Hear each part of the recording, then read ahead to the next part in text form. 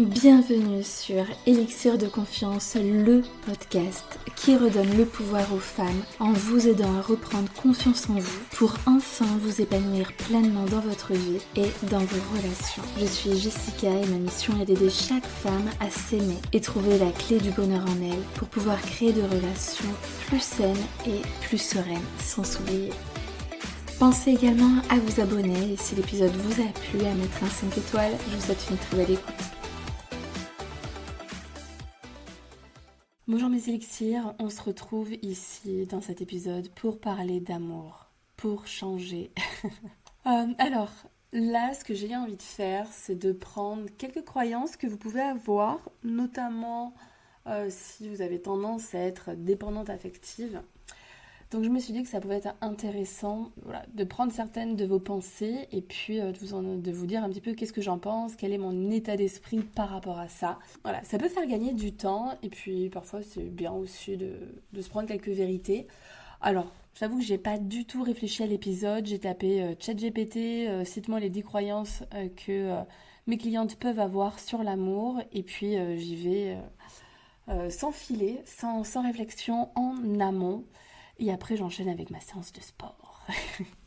Alors, donc, qu'est-ce qu'il me dit ? Première croyance, je ne suis pas assez bien pour être aimée telle que je suis. Alors, bien sûr que si tu es assez bien, qu'est-ce qui fait que tu ne le serais pas, en fait ? La question, c'est ouais. En même temps, voilà, je vais faire ça, je vais t'amener à y réfléchir par toi-même. Donc, tu peux te mettre pause. Et puis, comme ça, en même temps que je te pose des questions, je réfléchis aussi.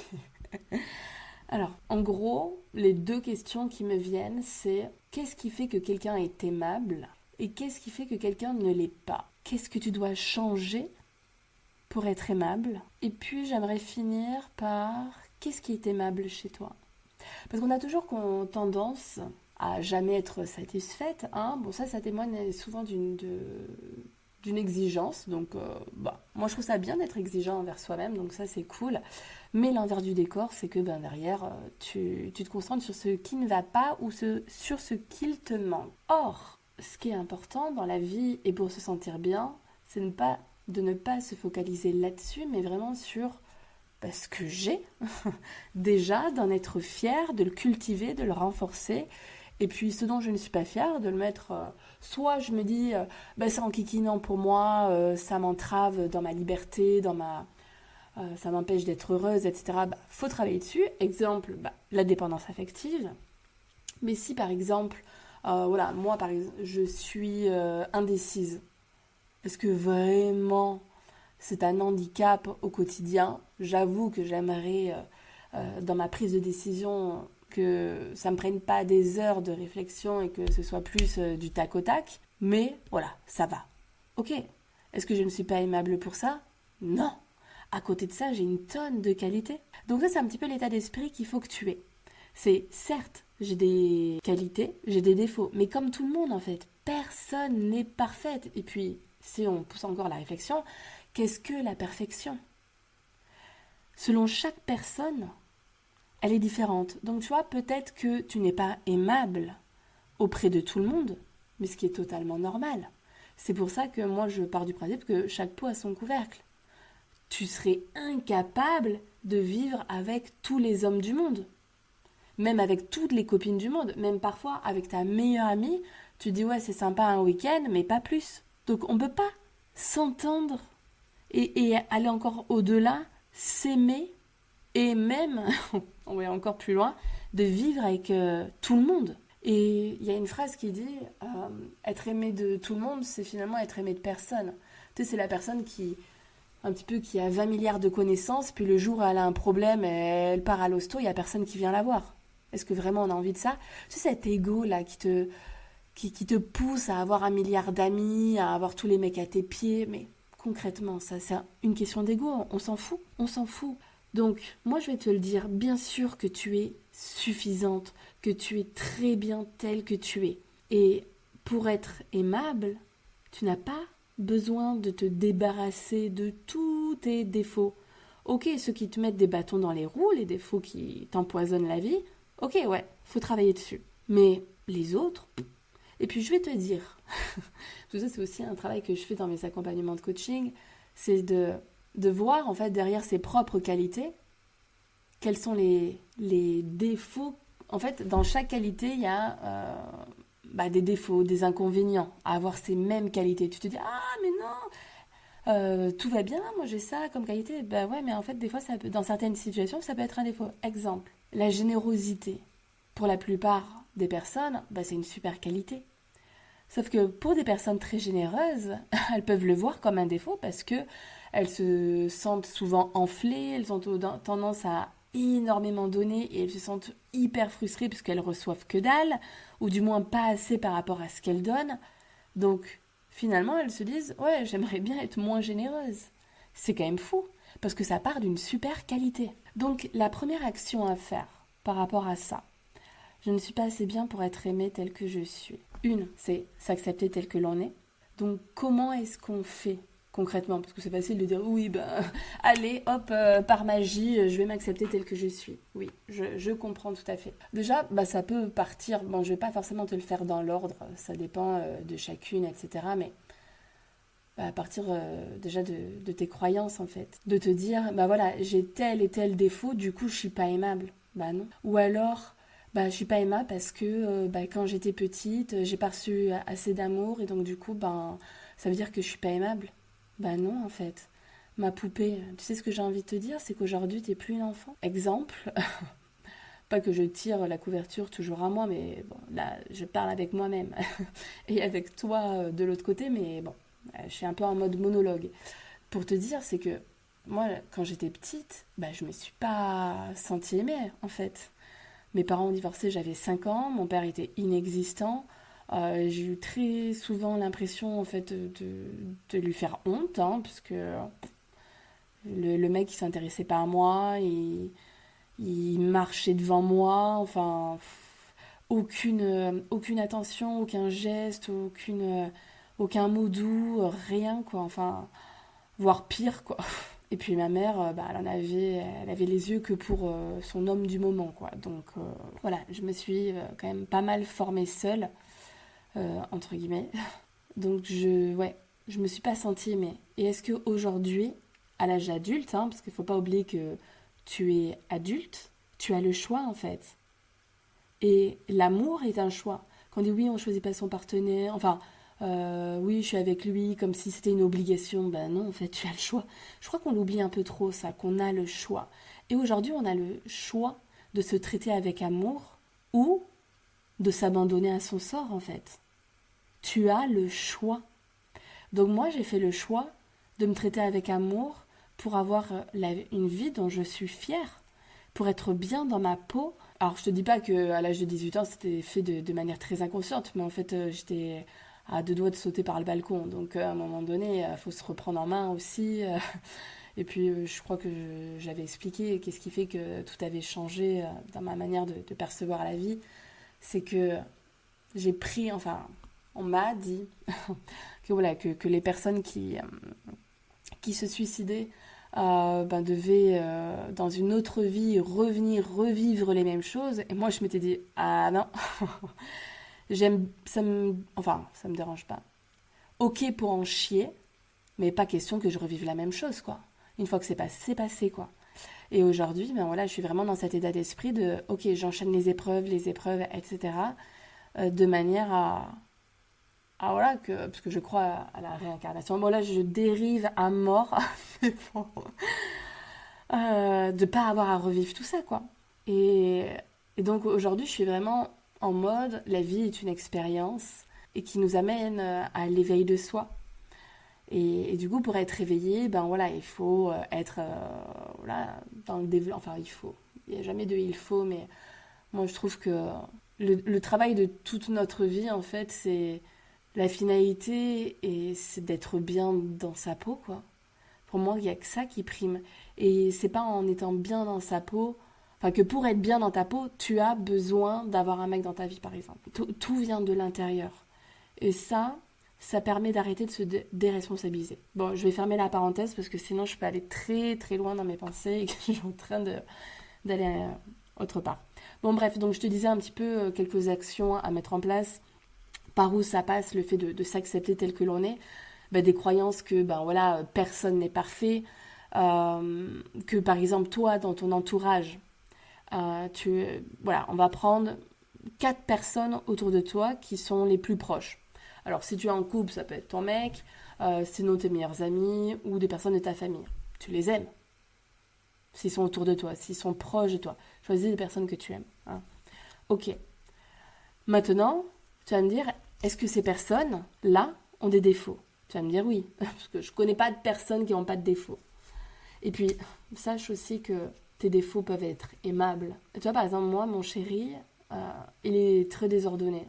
Alors, à la fois, ça peut me rendre folle, et à la fois, ça me rapproche de lui, parce que moi aussi, je suis pareil. Une fois que tu n'es plus en couple avec une personne, ces défauts peuvent même te manquer. Et ça, on en prend conscience, évidemment, que lorsque on perd quelque chose, etc., qu'on se rend compte de sa valeur. Mais bon. Donc voilà, d'aller travailler sur ces croyances qu'en fait, pour être aimable, t'as juste besoin d'exister, en fait. Et que c'est ça aussi, c'est une question d'autorisation. Je m'autorise à m'aimer. Et puis, derrière, je vois une autre croyance de « Oui, mais m'aimer, ça veut dire que je suis égocentrique. » Bah non, qu'est-ce que ça a à voir, en fait? Pas du tout. Je le répète, il y a une différence entre penser à soi et ne penser qu'à soi. Là, oui, tu pensais qu'à sa gueule, je trouve ça très égoïste, parce qu'on vit dans un monde où on est entouré, etc., et que, voilà, on ne peut pas penser qu'à soi, quoi, sinon, on va vivre à la campagne, entouré des vaches, et encore, voilà, tu peux penser aux vaches. Bref. Bon, voilà, allez, je passe pour cette croyance, parce que ça fait combien de temps que je parle là-dessus? On est à 12 minutes sur une croyance. Oh là là, il va falloir que j'aille plus vite. Ok. Alors, la deuxième croyance, c'est je suis responsable du bonheur de l'autre. Alors ça, on retrouve ça énormément dans la dépendance affective, qui est... En fait, je dis on, alors que je suis pas du tout dépendante affective, mais... ouais, on. On a quand même très envie d'avoir ce sentiment d'utilité pour l'autre, tu vois. Et donc, on a envie de se dire, je suis responsable du bonheur de l'autre, et puis sans moi, l'autre est rien. Alors, à la fois, tu peux te dire ça, et à la fois, il y a quand même une partie de toi qui se dit, ouais, sans moi, le mec, il serait pas malheureux non plus, quoi. Hein, il continuerait sa vie. Par contre, toi, tu serais au bout de ta vie, quoi. C'est pour ça que très souvent, les dépendantes affectives en pleine rupture, c'est juste un enfer. Elles sont au bout de leur vie, mais ça peut être même dangereux, quoi. Hein. Et d'ailleurs, petit rappel, j'ai un programme si tu es en pleine rupture que tu vas adorer, qui remplit de valeurs, qui est dinguissime, où je vais t'apprendre comment gérer ta douleur, tes émotions pour apaiser, voire faire disparaître ta souffrance, pour reprendre ta vie en main, pour rebooster ton estime de toi-même, pour repartir sur des bases saines et pouvoir créer plus tard une nouvelle relation sans reproduire les mêmes erreurs, etc. Enfin, il va voir la page de vente. Hein. Tu verras un petit peu tout ce que j'ai mis dedans, mais c'est une dinguerie et ouais, tu vas gagner un temps précieux, quoi. Donc, je suis responsable du bonheur de l'autre. Ce sentiment donc d'utilité. Et là, c'est presque un peu narcissique quand même. Je suis responsable du bonheur de l'autre. Mais non, en fait, ton mec, si lui n'est pas dépendant affectif, il n'attend pas après toi. Ce qui est vraiment hyper important, c'est de jamais mettre tous ses œufs dans le même panier. C'est-à-dire que je n'investis pas, que je ne place pas mon bonheur uniquement dans les mains de mon mec. C'est très dangereux. Non, c'est ok. Voilà, bien sûr qu'il a un impact aussi sur mon niveau, sur l'intensité de mon bonheur. Voilà, c'est ça. C'est tu es déjà heureuse et lui, il vient intensifier ce bonheur. C'est pas lui qui fait tout, hein. Sinon, c'est pour ça que tu supportes pas d'être seule avec toi-même. Donc déjà, on apprend à kiffer sa propre compagnie, hein. Ça reprend un des épisodes de podcast que j'avais créé, qui est... je crois que c'est 2 épisodes avant celui-ci. Voilà, la première chose que tu as à faire si tu veux être heureuse en amour, quelque chose comme ça. Et c'est d'être en fait un bon partenaire pour toi-même d'abord. Donc, non, tu n'es pas responsable du bonheur de l'autre et même si tu le fais chier, parce qu'il y a de grandes chances que tu sois chiante avec lui, parce que ça c'est le propre de la femme, qui est toujours en train de se poser 1001 questions, qui se fait des nœuds au cerveau, qui va chercher la merde même quand il n'y en a pas, mais juste pour être rassurée. Donc tu ne lui apportes pas que du bonheur. Et pourtant, il est là, il reste. Donc tu n'es pas responsable uniquement de son bonheur. Lui, il fait peut-être du sport, il a des activités, des loisirs, des amis, etc. Tout ça, ça contribue à son bonheur. Tu contribues à son bonheur, mais tu ne fais pas tout son bonheur. Et si c'est le cas, c'est dommageable. Voilà. Tu n'as pas à combler tous les besoins de ton partenaire. Tu n'es pas à sa merci. Tu ne dois pas faire passer ses besoins avant les tiens. Tu dois te placer en priorité et lui en seconde. En second. D'abord toi, ensuite lui.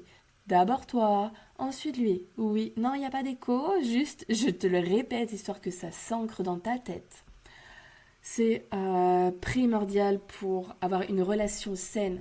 Si tu réponds à ses besoins avant les tiens, c'est non, tu n'es pas sa mère. Moi, je peux le faire avec mes enfants, mais je ne le fais pas pour lui. Alors, parfois, c'est une question de curseur. Des fois, bon, bah, voilà, il a besoin de ça. Bon, moi, on verra après. Mais ça reste rare, quoi. C'est pas H24, lui d'abord, moi après, quoi. Enfin, non. Non, non. Et lui, pareil, en fait. Je ne peux pas vivre sans lui. Bah si. Tu as vécu sans lui pendant les X premières années. Donc, voilà, je ne sais pas quel âge tu as. On va considérer que tu as une trentaine d'années. Que ça fait peut-être 3 ans que tu es avec lui. Allez, 5 ans, peu importe. Bah, t'as passé 25 ans sans lui. Donc, tu peux vivre sans lui. Oui, mais maintenant que je l'ai connu, que j'ai goûté à ça, blablabla. Bla bla bla. Oui, en fait, il y a un truc aussi, c'est oui, la différence entre l'amour et l'attachement, c'est que très souvent, en fait, dans l'attachement, on est attaché à l'image que l'on s'est fait de la personne au début. Et surtout, parfois on se trompe avec l'amour, c'est que ce qui nous fait mal, notamment par exemple dans une rupture ou quelque chose comme ça, c'est qu'on va se dire que je vais plus... En fait, on aime tellement l'état dans lequel ça nous met d'être amoureuse, d'être en couple, etc. Que en fait, c'est pas forcément lui, tel mec, nom, prénom, taille, poids, etc.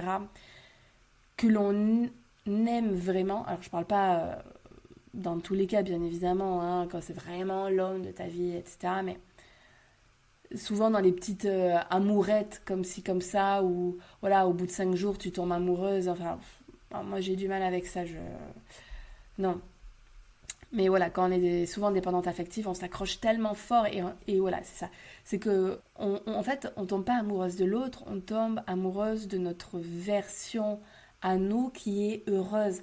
On aime tellement ces sentiments, ce bien-être, cette manière de voir la vie, alors que notre vie n'a pas changé, mais d'un coup, il y a une personne qui rentre dans notre vie, qui vient nous créer voilà, des petits frissons, des sensations à l'intérieur de nous, de notre corps, qu'en fait, on aime tellement comment on se sent, et c'est pas forcément lui qui y contribue, parce que il pourrait être remplaçable par une autre personne, et le fait de se sentir pareil, de se sentir voilà, les étoiles dans les yeux, etc., que ça nous met tellement bien qu'on aime ça. Et c'est ça que, voilà, si jamais tu es en période de rupture, là, que tu m'écoutes, écoute ça, tout ce que tu as pu ressentir dans le passé, ce n'est pas parce que aujourd'hui ta relation elle est terminée que ça ne se reproduira plus jamais. Comme je viens de te l'expliquer, ça ne dépend pas de cette personne-là qui t'a amené à être comme ça. C'est toi-même qui crée ça à l'intérieur de toi quand tu es en couple. Par exemple, si tu as eu plusieurs relations, tu peux voir que ce sentiment-là, tu l'as eu peut-être avec 2, 3, 4 personnes. Toi, ça ne tient pas qu'à une seule. En fait, tu kiffes tellement cette adrénaline, en fait. Et puis les hormones du bonheur, etc. Que, que ça te rend dingo et quand tu l'as plus, t'es au fond du seau. Ce que je comprends, hein, quand on nous enlève voilà, une partie de bonheur, ça nous fait chier, mais il ne faut pas oublier que voilà, quand, par exemple, l'image que j'ai, on prend un camembert, tu le coupes en 6, on enlève une part, il reste encore 5 autres morceaux. Ben, c'est un petit peu pareil. Oui, moi et mes images, bien sûr. Je ne sais pas si tu aimes le fromage ou pas.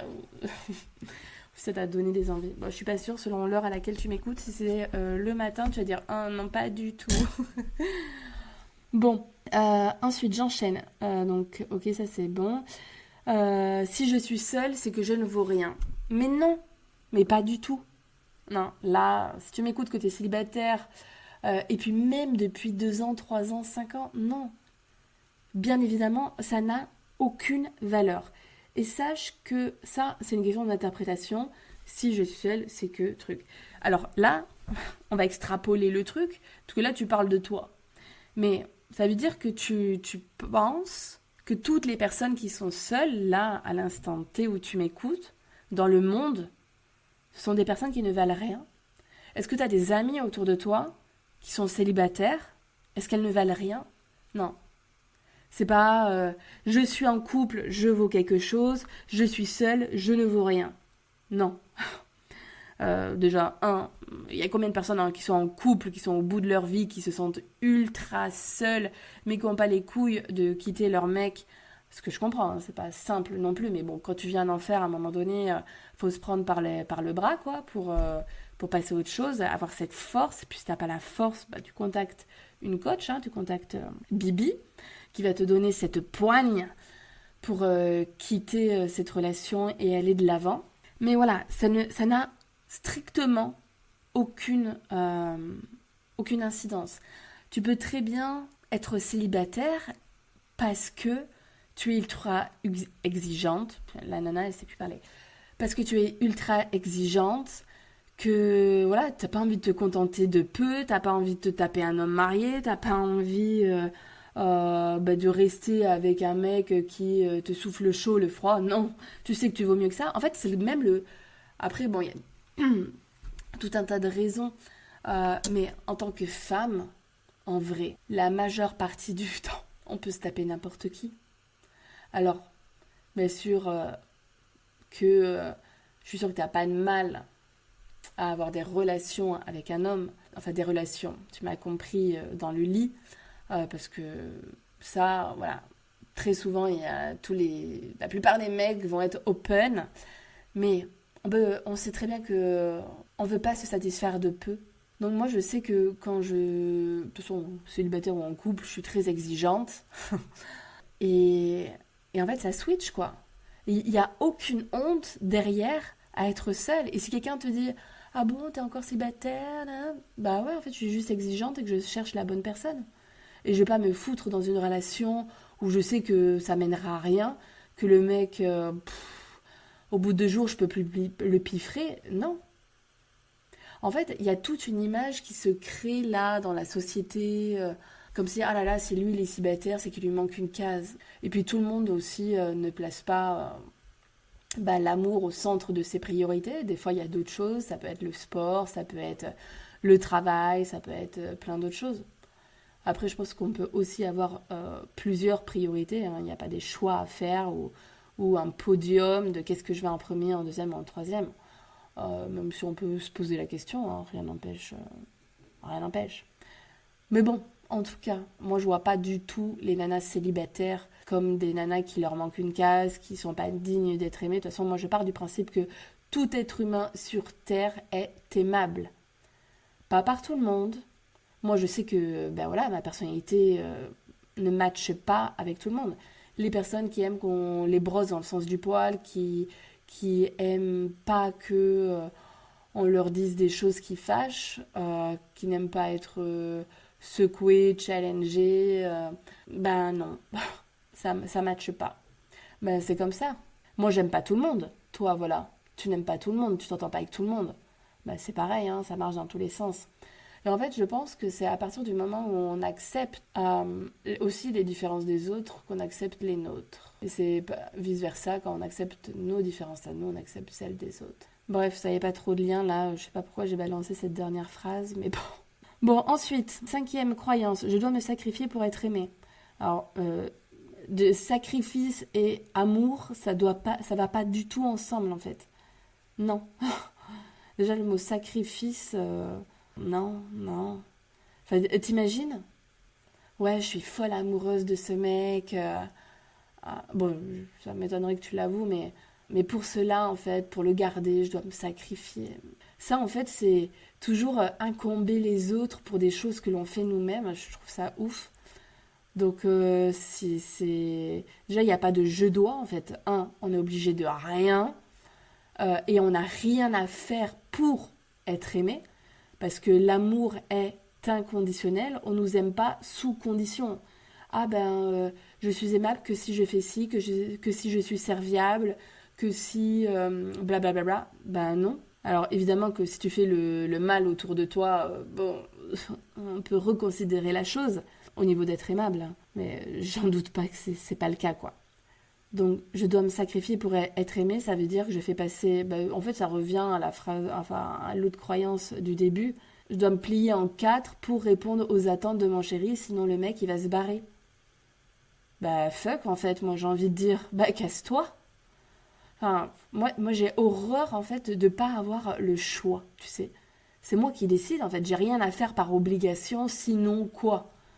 Enfin, ça on a plus 5 ans quoi. Autant avec mes enfants qui ont bientôt 2 ans et bientôt 4 ans, il y a le... Comment ça s'appelle? Bon, j'ai perdu le terme, là, je vais pas chercher pendant 50 ans. Mais en gros, si je fais ça, ce que je leur dis, on fait ça et après, on pourra faire ça. Exemple, là, tu te mets en pyjama et après, on jouera au foot. Tu sais, pour le motiver, là. La carotte, toujours tendre la carotte. Mais non, ça marche pas comme ça en amour, en fait. Il n'y a pas de... Je fais ça et comme ça, j'obtiendrai ça. Et je trouve que t'es beaucoup moins désirable lorsque tu fais passer et que tu lui montres. Hein. Vraiment, quand le mec en prend conscience qu'en gros, c'est... Le mec, il se prend pour Dieu, déjà. Elle fait passer mes besoins avant les siens. Donc, en fait, tu renvoies le message que tu te dénigres toi-même, quoi. L'autre est plus important que moi. Non. De j'ai envie de te dire, de base, le minimum syndical, c'est que l'autre est ton égal, que tu es autant importante que lui. Mais en vrai de vrai, chacun doit se dire sur cette terre, lui, ton mec doit se dire que... On n'aime pas entendre ça, là, tu sais, en amour. Non, tu dois me faire passer en priorité. C'est moi la plus importante, tu penses qu'à ta gueule. Non, bon, évidemment qu'il y a des choses, des fois, ils peuvent nous rendre dingues, etc. Mais de manière générale, en vrai du vrai, quand on y réfléchit, si chacun se faisait un peu passer en priorité, sans dire mais tout le temps, H24, etc., il y aurait plus de soucis en fait. Mais là, en fait, il y a un déséquilibre entre le mec, du coup, lui, se fait passer en priorité. Toi, tu le fais passer en priorité, donc lui, le mec, il est gonflé à bloc, quoi. Il kiffe sa life. Et toi, derrière, tu rampes à son cul. J'aime bien cette expression. Je pense que tu vas me l'entendre beaucoup, beaucoup. Parce que c'est vraiment cette image de, toi, c'est un peu horrible. Hein. Vraiment, je suis... Mais tu sais, tu lui cours après, quoi. Non, moi, je suis pas d'accord. Et je dis pas non plus que l'homme doit courir après la nana non plus, quoi. Même si au début, au niveau de la séduction, si je pars du principe un peu quand même, tout simplement parce que ça remplit les besoins de chacun. La nana, elle aime se faire désirer et le mec aime chasser. Donc en fait, tout le monde est content. Après, une fois que il a bien chassé, qu'il a chopé sa proie, faut pas pas le faire... Non, faut pas le faire galérer. Mais en fait, il faut arriver à jauger pour qu'il n'ait jamais le sentiment que tu sois acquise. Bon, là, on va encore bien plus loin. Mais bon, en fait, presque mes podcasts sont ça devrait être des masterclass. Quoi, parce que je vais un peu dans le détail. Bon, bref. Ensuite, qu'est-ce que je vais... Autre croyance. Ah ouais, je ne trouverai jamais quelqu'un d'autre comme lui. Qu'est-ce qu'il a d'exceptionnel que quelqu'un d'autre ne peut pas avoir? Ok, je suis d'accord que chaque personne est unique. Évidemment, on est tous des êtres uniques sur Terre. Mais en fait, oui, tu ne retrouveras jamais son clone. Avec le même physique, les mêmes qualités, les mêmes défauts, les mêmes prises de tête. Non, tu ne retrouveras pas ça. Exactement pareil, non. Mais ce que j'ai envie de te dire, c'est que lui non plus. Il y a toujours ce truc de «Ah, je l'ai perdu, nanana». Oui, mais lui aussi, il t'a perdu, en fait. Faut pas oublier de se valoriser, en fait, dans l'histoire. Et c'est pas parce que tu ne retrouveras pas quelqu'un comme lui que tu ne pourras pas être heureuse. Il y a d'autres personnes avec d'autres qualités, d'autres défauts qui pourront sans doute tout autant, voire bien plus, parce qu'aujourd'hui c'est quand même ton ex et qui te rend très malheureuse, hein, faut pas l'oublier, qui pourra te rendre tout à fait heureuse et bien plus, comme je l'ai dit. Ça, c'est la croyance parfaite pour rester accroché à un mec qui te pourrit la vie, quoi. Oui, mais au tout début de notre relation, ça se passait quand même hyper bien. Il était trop gentil, puis j'espère qu'il change. Mais ça m'énerve aussi. Ça m'énerve. Arrêtez de penser que votre mec va changer. Stop, quoi. Il va pas changer. En tout cas, pas avec toi. Pourquoi? Parce que tu l'acceptes aujourd'hui tel qu'il est. T'es toujours avec lui. Pourquoi il changerait? T'es là. Donc non, il va pas changer. Alors bien sûr qu'il y a pire, mais il y a aussi mieux. Arrête de toujours voir le verre à moitié vide. Vois le verre à moitié plein. À partir du moment... En fait, le truc, c'est que... Bon, je sais pas aujourd'hui dans quel état tu es, mais si jamais tu manques de confiance en toi, que tu es très mal dans ta peau, que tu es en souffrance, que tu es dépendante affective, que tu enchaînes les relations toxiques sur relations toxiques et que toi, tu ne changes pas, il y a des chances que tu retrouves quelqu'un comme lui. Quand je dis comme lui, genre, voilà, qui te ramène dans une relation toxique. Mais à partir du moment où toi, tu vas changer, tu vas t'éveiller, tu vas évoluer, tu vas grandir, eh ben, qu'est-ce que tu vas attirer? Des personnes comme toi, saines d'esprit, bien dans leur peau, qui vont t'élever. Allez, on change de croyance. Je suis trop exigeante. Non, on n'est jamais trop exigeante. Alors évidemment que si, oui, j'aime pas la forme de ses doigts, il a quelques cheveux gris, donc c'est mort. Il a un peu des poignées d'amour et j'aime pas ça du tout. Enfin voilà, en fait, si t'as tendance à jeter les mecs pour des broutilles. Même, tu vois, des fois, j'entends beaucoup, là, pas dans l'amour et dans le pré, mais Mario au premier regard, oh là là, il est trop petit. Bon, s'il a 3 têtes de moins que toi, je vais bien que... il y a encore, en vrai. C'est encore le reflet de l'image. Bon, après, c'est toi qui te casses le cou, donc là, on en vient un peu à la santé. Mais... Mais je veux dire, des fois, il y a des détails à la con. Et là, voilà, si on est vraiment sur des détails à la con, donc bon, faut soit arriver à prendre du recul pour s'en rendre compte, soit demander à ses amis bien dans leur basket, hein, pas celles qui sont mal dans leur peau, qui sont hyper malheureuses, de leur demander si, voilà, est-ce que c'est vraiment exigeant ou pas. Mais après, voilà, tout est relatif de demander à quelqu'un, parce que si elle n'a pas la même exigence que toi, elle va te faire douter, etc. Faut être assez neutre là-dessus, mais... Bref, si tu es vraiment sur des pauvres détails, c'est sans doute que ça cache une très grande peur. Une peur de souffrir très souvent. Donc voilà, faut se poser les bonnes questions. Après, si je l'aime assez, il changera. Tu sais, ce truc de le mec, Bon, ça revient un petit peu à ce que j'ai dit aussi tout à l'heure, il te pourrit la vie, ça va pas. C'est prise de tête sur prise de tête. Tu lui dis, mais change, mais change. Tu espères, c'est 1 an, 2 ans, 3 ans, toujours aussi malheureuse. Et non. En fait, c'est pas l'amour qui va le faire changer, quoi. Il a beau t'aimer, il est tel qu'il est. Donc, à un moment donné, on reprend sa responsabilité. Est-ce que, avec ce trait-là, cette chose-là, est-ce qu'il est capable de changer, hein, parce qu'il t'a déjà montré, en fait, qu'il n'est pas capable. Est-ce que je peux, moi, vivre avec ça toute ma vie? Est-ce que je peux vivre comme ça? Oui ou non? Et après, on met les actions en place qui vont bien. Bon, ça c'est une autre croyance, mais bon, on l'a quand même un petit peu évoqué, mais bon, les autres méritent d'être aimés, mais pas moi. Ben, pourquoi? Bon, ça revient au premier truc que j'ai dit, donc sur le fait de se sentir aimable. Je vois pas pourquoi, qu'est-ce que les autres ont de plus que toi, en fait. En vrai, les autres, certaines personnes ont des choses, et encore, qu'est-ce que ça veut dire de plus que toi? En fait, on a tous un espèce voilà, tu vois, sur chaque épaule, bah, on a un sac de qualité, entre guillemets. De l'autre épaule, on a un sac d'imperfection. Ce fabuleux mélange donne qui tu es aujourd'hui.